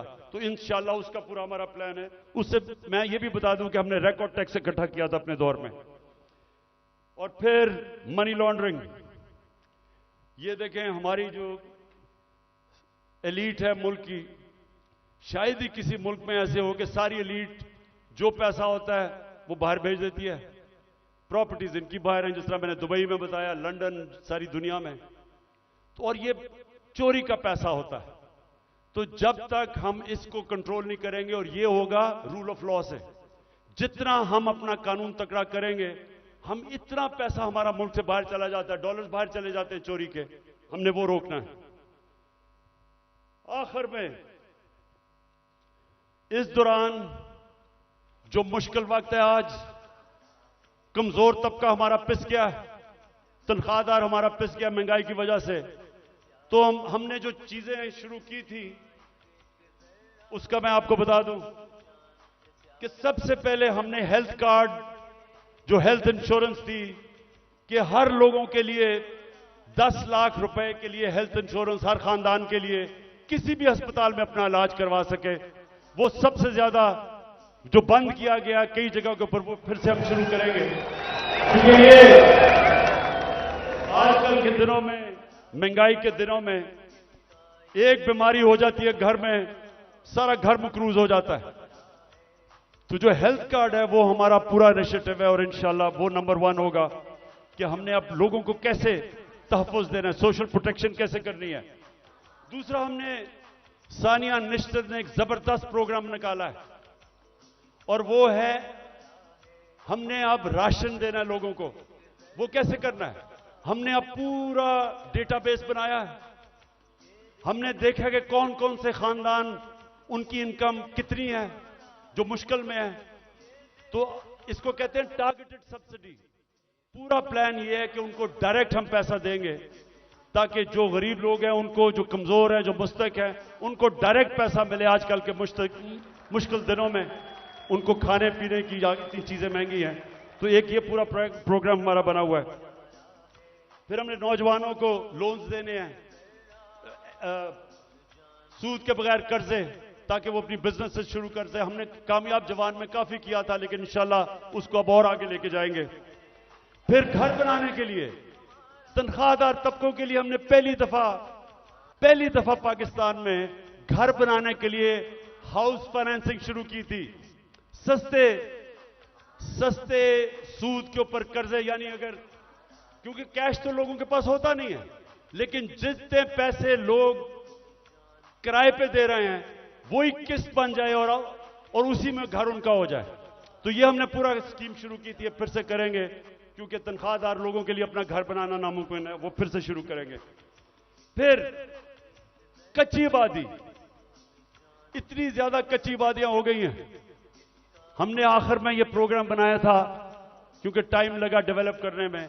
अब सारी कच्ची आबादियों के अंदर, ये मलेशिया में भी हुआ है, ये तुर्की में भी हुआ है, हम क्या करेंगे कि उनके लिए मॉडर्न फैसिलिटीज उधर ही खड़ी करेंगे, और डेवलपर को कहेंगे कि वहां एक बिल्डिंग बना ले, और वो ही उनके लिए बिल्डिंग बनाए जिधर उनको फैसिलिटीज मिल जाए, पानी मिले, सही माने में वो रह सके, बजाय गंद के अंदर कच्ची आबादी में लोग रहते हैं, और घर भी अपना हो जाए।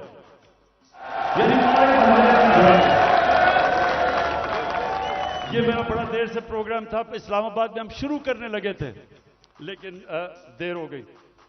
बाजवा साहब को इमरान खान बड़ा खतरनाक लग रहा था, इसलिए उसने काम कर दिया। हमें कैसे लोगों को रोजगार देना है? अगर ये फैसला आपके पास, वो रेहड़ी वालों के लिए जो हमने किया था, वो जरा दिखा दें लोगों को। हमने फैसला किया कि देखें, हम रोजगार तो दे नहीं सकते लोगों को, तो हमने लोगों के लिए रेहड़ियां बनाई। इस्लामाबाद में एक्सपेरिमेंट शुरू किया कि उनको बजाय लोग तंग करें, कोई उनको कॉर्पोरेशन वाले लोग उठा दें, कोई पैसे ले ले, जो छाबड़ियां लगाते हैं, तो हमने उनके लिए जबरदस्त रेहड़ियां बनाई, उनको एक जगह दी ताकि वो अपनी रोजी कमा सके। G11 मरकज के पास जा रहे हैं, रेडी पान यहाँ पर साफ प्रोग्राम के तहत।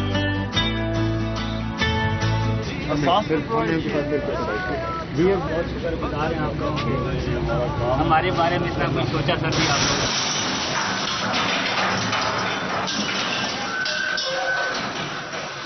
जुल्म कर रहे हैं गरीब बंदों के साथ, जुल्म।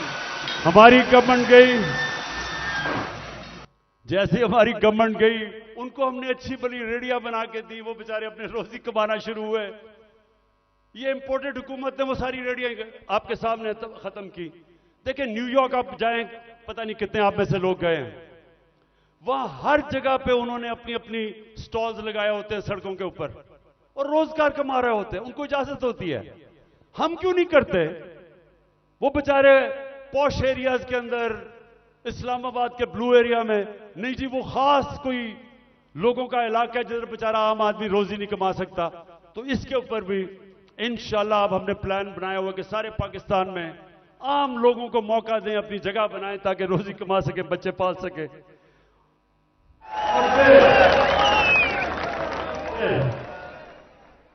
जो हमारे घर के मुलाजिम हैं, मेरे पाकिस्तानियों, मेरे नबी सल्लल्लाहु अलैहि वसल्लम ने जब गुलामी खत्म करने का शुरू किया तो उन्होंने क्या किया? उन्होंने कहा कि जो आपके घर में गुलाम है उनको इस तरह रखो कि जैसे वो आपके घर में आपकी फैमिली है, उनको वही खाना खिलाओ, उनको अच्छी तरह रखो। ये उन्होंने पहला कदम उठाया था कि उनको इंसान समझो, उनके भी हुकूक हैं। मैं जब बरतानिया गया तो उधर मैंने पहली दफा देखा कि जब किसी के भी घर में कोई काम करने आता है तो उसका कॉन्ट्रैक्ट होता है, कितनी देर काम करेगा, छुट्टी कब मिलेगी, तनख्वाह कितनी होगी, ये कॉन्ट्रैक्ट साइन होता है। मुझे अफसोस से कहना पड़ता है कि हम अपने मुल्क में अपने मुलाजमों को ठीक नहीं रखते और ये हमारे दीन के खिलाफ है। हमें बिल्कुल उस तरफ जाना चाहिए कि उनको हम कॉन्ट्रैक्ट्स दें, बताएं कि जितना पैसा मैं आपको दे सकता हूं उसके मुताबिक करें, उनको छुट्टी दें, उनके ऊपर पूरी कोशिश करें कि वो आपके जिस तरह फैमिली मेंबर है। ये हमारे दीन का हिस्सा है और मेरी पूरी कोशिश है कि हमारे जो मुलाजिम हैं घरों में काम करते हुए उनको आहिस्ता आहिस्ता हम राइट्स दें, उनका ध्यान रखें। वो भी इंसान है और वो क्योंकि कमजोर हैं उनको बुरी तरह हम रखते हैं। और जिन मुल्कों को हम काफिर कहते हैं या हमारे दीन के नहीं हैं, आप हैरान होंगे कि कितनी इंसानियत है उनमें अपने मुलाजमों के लिए। आखिर में जी मेरे पाकिस्तानियों, मैं आज आपका खास तौर पर शुक्रिया अदा करना चाहता हूं कि इतनी रुकावटों के बावजूद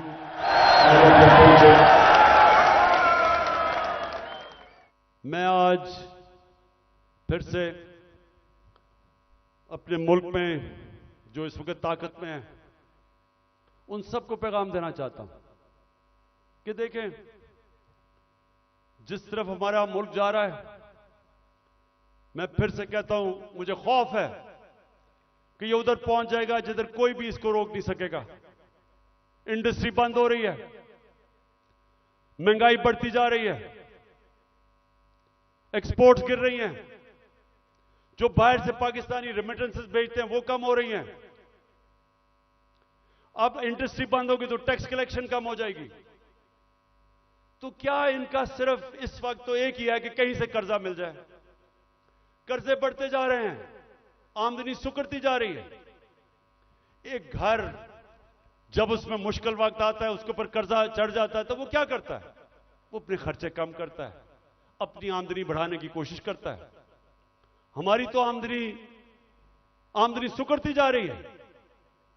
तो मैं आज सबको कहना चाहता हूं कि अगर आप मुझे यह बता दें कि इस दलदल से निकलने के लिए हमारे पास स्वाय साफ और शफाफ इलेक्शन की कोई और प्लान है तो मुझे बता दें। और कोई आपके पास प्रोग्राम नहीं है। इस वक्त सिर्फ प्रोग्राम बना हुआ है कि इमरान खान को बाहर कैसे करना है।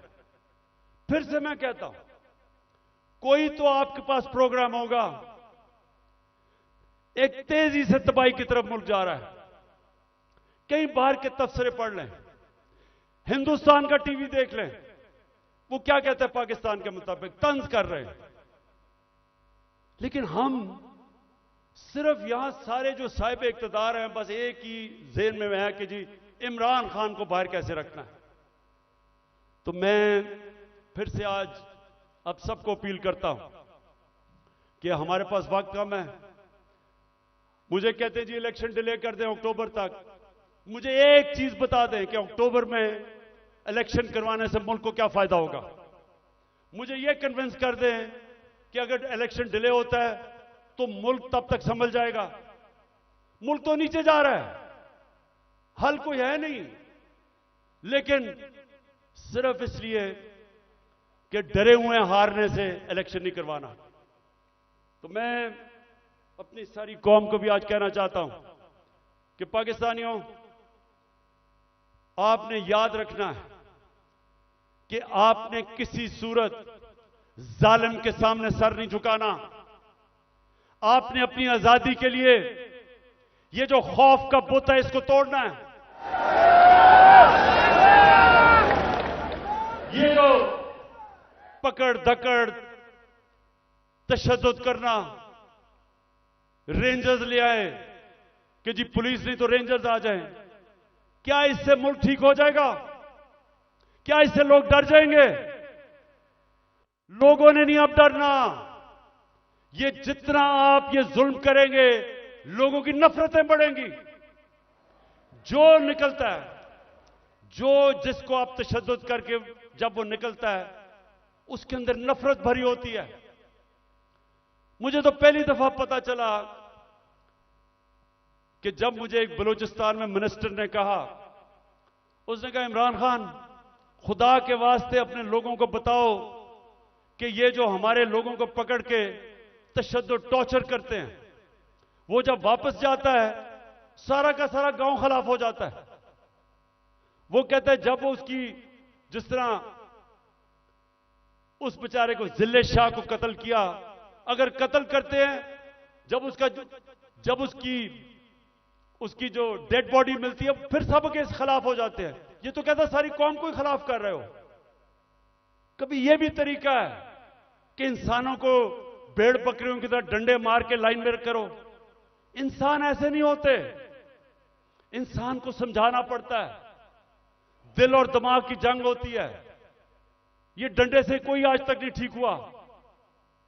और ये जो खौफ फैलाया हुआ है कि जी हम ये कर देंगे, हम आपको ये मार देंगे, हमने ये कर दिया, फिर से हमला होने लगा है। देखें, आखिर में मैं आपको ये बात बता दूं, आज है 25 हो चुकी है। 25 मार्च को पाकिस्तान वर्ल्ड कप जीता था। मेरी जितनी सारी टीम थी,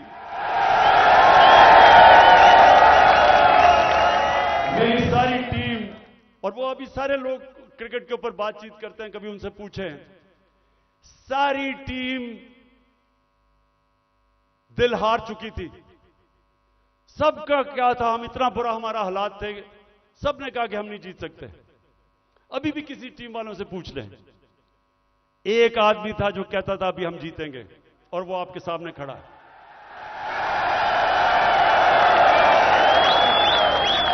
आखिरी गेंद तक लड़ने वाला कप्तान था मैं, और अभी भी आखिरी गेंद तक लड़ूंगा अपने मुल्क के लिए। मुझे किसी का खौफ है। अल्लाह कुरान में कहता है जो लोग ईमान ले आए अल्लाह उनके खौफ दूर कर देता है, खौफ से आजाद हूं। मैं सिर्फ अपनी कौम को तैयार कर रहा हूं कि जो अब आगे हमारे सामने चैलेंज है, वो जिस तरह अभी तक पाकिस्तान चल रहा था इस तरह हम चैलेंज नहीं जीत सकते। अब जो हम चैलेंज जीतेंगे जब पाकिस्तान एक कौम बन जाएगी, हम एक कौम बन के इस मुल्क को निकाल लेंगे इस दलदल से। जर्मनी और जापान तबाह हो गए थे सेकेंड वर्ल्ड वॉर में, दूसरी जंग अजीम में तबाह थे दोनों मुल्क, क्योंकि वो कौम थी। दोनों 10-10 साल में खड़े होकर अजीम पावर्स बन गए। ये जो चैलेंज है ये हम सिर्फ एक कौम बन के जीत सकते हैं, और कौम बनेगी जिसकी बुनियाद रखी जाएगी इंसाफ के ऊपर, कानून की हुक्मरानी के ऊपर।